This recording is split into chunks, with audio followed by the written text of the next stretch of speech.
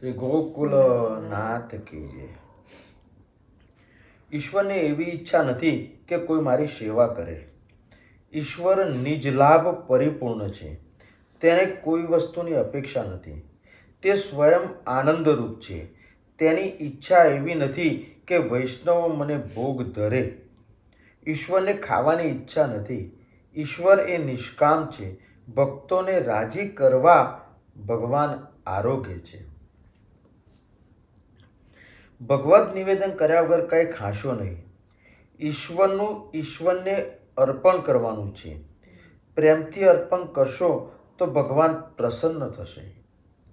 ઈશ્વરને અર્પણ કર્યા વગર ખાય તે ભૂખ્યો મરે છે.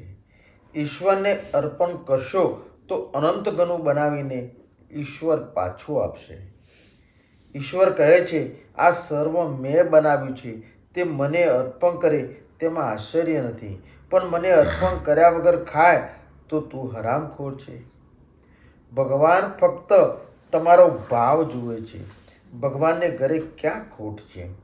ભગવાને આપેલું તેને આપવાનું છે ને. કોઈ વસ્તુ ઉત્પન્ન કરવાની શક્તિ જીવમાં નથી. જીવ કાંઈ આપી શકતો નથી. કોઈ વસ્તુ પર જીવની સત્તા નથી. આ સર્વ શ્રી કૃષ્ણનું છે. દીવો કરવાથી કે આરતી ઉતારવાથી ભગવાનના ઘેર અજવાળું થવાનું નથી. તેથી પ્રકાશ તમારા હૃદયમાં થશે. ઈશ્વરનું અંગ તો સ્વયં પ્રકાશમય છે. સેવા કરવાથી સેવકને સુખ થાય છે. તેથી ભગવાનને શું સુખ મળવાનું હતું? તે તો પરમાનંદ સ્વરૂપ છે. જીવને આપનાર ઈશ્વર છે. જીવ દાસ છે. પરમાત્મા માલિક છે. પરંતુ મનુષ્ય નિવેદન કરે એટલે ભગવાન પ્રસન્ન થાય છે. સેવા અને પૂજામાં ભેદ છે. જ્યાં પ્રેમ પ્રધાન છે તે સેવા, જ્યાં વેદ મંત્રો પ્રધાન છે તે પૂજા. કર્મકાળી બ્રાહ્મણો ભગવાનની પૂજા કરે છે. પૂજામાં મંત્ર મુખ્ય અને પ્રેમ ગૌણ હોય છે. મંત્ર ગૌણ અને પ્રેમ મુખ્ય હોય તે સેવા. બ્રાહ્મણો ભગવાનની પૂજા કરે છે. વૈષ્ણવો ભગવાનની પૂજા કરતા નથી, સેવા કરે છે. પૂજામાં બ્રાહ્મણો પ્રભુને જમાડે છે. પ્રાણાય સ્વાહા, ઉદાનાય સ્વાહા, હસ્ત પ્રક્ષાલનમ, 1 મિનિટમાં હાથ ધોવડાવી દે છે. ભગવાનને હજુ વધારે જમવાની ઈચ્છા છે, પણ ભગવાન બ્રાહ્મણના વચનને માન આપે છે. બ્રાહ્મણ તો મારું સ્વરૂપ છે. બ્રાહ્મણ મંત્ર બોલે એટલે ભગવાન જમવાનું બંધ કરી હાથ ધોઈ નાખે છે. વિચાર કરો, તમારા સામે થાળ રાખે અને પછી પ્રાણાય સ્વાહા, ઉદાનાય સ્વાહા કોઈ બોલે તો તમારી શું દશા થશે? ભગવાન પાસે થાળ ધરાવી 15-20 મિનિટ સુધી આંખ મીચી ભગવાન પાસે ઓમ નમો ભગવતે વાસુદેવાયના જપ કરો. વૈષ્ણવ તો પ્રેમથી મનાવીને ભગવાનને જમાડે છે. મનુષ્ય બહુ જ પુસ્તકો વાંચે છે, સુંદર વાતો કરે છે, પણ તે કંઈ સાધન કરતો નથી. મનુષ્ય સાધન કર્યા વગર મરી જાય છે. મૂર્તિ પૂજામાં અલૌકિક તત્વ છે. મૂર્તિ પૂજા સહેલી નથી. જે સર્વવ્યાપક છે તેને એકમાં જોવા છે.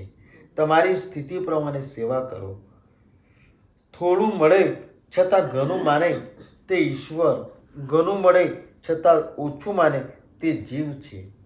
ગજરાજે ભગવાનને એક જ ફૂલ આપ્યું, ફૂલની માળા અર્પણ કરી નથી. ગીતાજીમાં પત્રમ પુષ્પમ એક વચન વાપર્યું છે. દ્રૌપદીએ ભગવાનને એક પાન જ આપ્યું છે. સેવા કરો તો અનન્ય પ્રેમથી સેવા કરો. સ્નેહ વગરનું સમર્પણ એ વ્યર્થ જાય છે.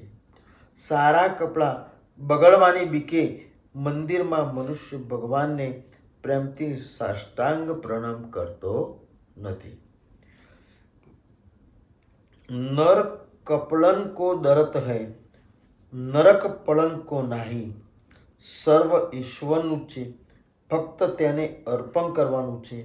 તમારી અર્પણ કરવાની રીતથી તમારો ભાવ દેખાઈ આવશે. દક્ષિણમાં એક કથા પ્રચલિત છે. એક ગામમાં એક ગ્રહસ્થ અને ત્યાં લગ્ન હતા. વિઘ્નનાશ માટે સર્વપ્રથમ ગણપતિજીની પૂજા કરવાની હોય છે. ગૌર મહારાજે પૂજા વખતે જોયું તો ગણપતિની મૂર્તિ હતી નહીં. હવે શું થાય? ગૌર મહારાજ જ્ઞાની હતા. તેઓ જાણતા હતા કે જ્યાં પ્રેમથી પધરાવો ત્યાં આવીને ઈશ્વર વિરાજે છે. સોપારીમાં પણ ભગવાન આવીને બેસે છે. ઉત્તમમાં ઉત્તમ વસ્તુ ઠાકોરજીને અર્પણ કરવી એ ભક્તિ છે. નૈવેદ્યનો ગોળ હતો, તે ગોળના ગણપતિ બનાવ્યા. યજમાનને પૂજા કરવાનું કહ્યું. ધૂપદીપ દયા પછી નૈવેદ્ય અર્પણ કરવાનો સમય આવ્યો. નૈવેદ્યના ગોળના તો ગણપતિ બનાવ્યા હતા. હવે નૈવેદ્ય લાવવું ક્યાંથી? એટલે ગૌર મહારાજે ફરીથી તે ગોળના ગણપતિની મૂર્તિમાંથી થોડો ગોળ કાઢી લીધો અને ગોળનું નૈવેદ્ય ધર્યું.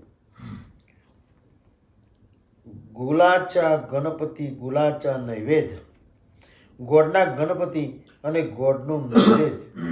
આવી પૂજાથી પણ ગણપતિ પ્રસન્ન થયા. યજમાનના કાર્યમાં વિઘ્ન ન આવ્યું, કારણ આ કાર્ય પાછળ ભાવ તો શુદ્ધ હતો ને. વસ્તુનું મહત્વ નથી, પણ ભાવની મહત્તા છે. સેવા સદભાવથી કરો તો સફળ થાય. સેવા કરતાં રોમાંચ થાય. સેવા કરતાં આંખમાંથી આંસુ આવે. તે સેવા સાચી સેવા. સેવા ક્રિયાત્મક નહીં, ભાવાત્મક હોવી જોઈએ. સેવા કરતાં આનંદ થાય તેનું નામ સેવા. થોડું કરો પણ પ્રેમપૂર્વક કરો. ભગવાન માટે રસોઈ કરો. ભગવાનને અર્પણ કરીને જમો.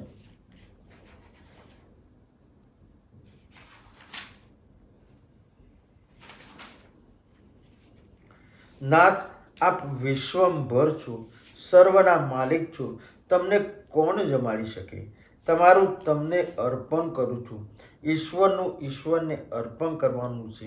અરે આ જીવ બીજું લાવે ક્યાંથી? જીવ બીજે ક્યાંથી લાવવાનો હતો? ફક્ત ભાવનાની કિંમત છે. પરમાત્મા પરિપૂર્ણ છે. ઈશ્વરને અપેક્ષા નથી. પરમાત્માને કોઈ વસ્તુની ભૂખ નથી, પણ ફક્ત પ્રેમની ભૂખ છે. ભગવાનને ભાવથી અર્પણ કરશો તો તે અનંત ગણું આપે છે. ધરતીને 4 દાન આપો તો તે 4000 બનાવીને પાછા આપે છે.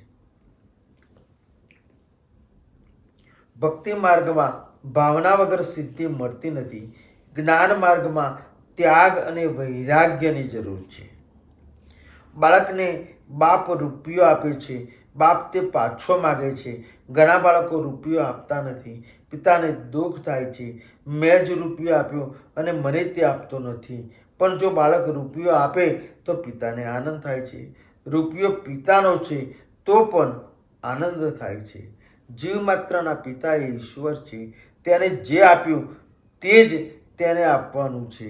એવો નિયમ લેજો કે ઠાકોરજીને અર્પણ કર્યા વગર હું ખાઈશ નહીં. ભગવાનને ભોગ ધરાવ્યા વગર ખાય છે તે એક જન્મમાં જરૂર દરિદ્ર થાય છે. ભગવાનને ભોગ ધરી ખાય છે તો તે કોઈ દિવસ દરિદ્ર રહેતો નથી. કથામાંથી કાંઈ નિયમ નહીં લો તો કથા તમારી વ્યર્થ અને મારી પણ વ્યર્થ. કેટલાક કહે છે કથા સાંભળી નાખી. અરે ક્યાં સાંભળીને નાખી દેવાની નહીં. કથા કાનમાં રાખવાની છે. કથા હૈયામાં રાખવાની છે.